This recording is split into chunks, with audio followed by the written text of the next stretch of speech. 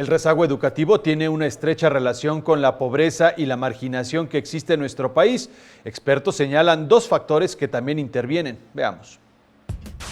Bullying y embarazo en adolescentes son las dos principales causas del rezago educativo en México. Actualmente, poco más de 30 millones de personas son las que se encuentran rezagadas en el nivel básico, y las entidades federativas por arriba de la media nacional, que es de 4.26%, son Chiapas y Oaxaca.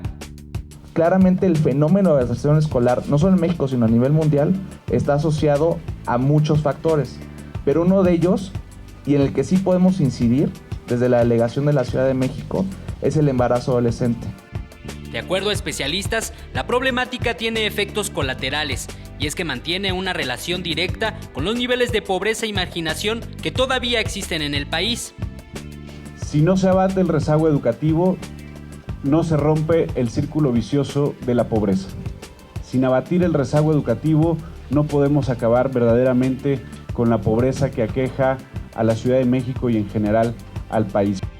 En contraste, la Ciudad de México se ha posicionado como una de las entidades en donde existe bajo rezago educativo. Las cifras indican que se encuentra por debajo de los 2 puntos porcentuales, siendo Gustavo Amadero, Iztapalapa, Tlalpan y Álvaro Obregón las demarcaciones con mayor incidencia. El rezago educativo en la Ciudad de México es un rezago educativo joven y mayoritariamente que se encuentra en secundaria, en términos absolutos. De acuerdo al documento que presenta el balance y evaluación del rezago educativo dado a conocer por el Instituto Nacional para la Educación de los Adultos, las causas en la capital del país son distintas. Entre ellas se encuentran los factores económicos, sociales, culturales y familiares. El embarazo en adolescentes no figura entre las posibles causas del rezago en la capital, porque según el informe, solo 19 de cada 1000 madres en la ciudad son jóvenes.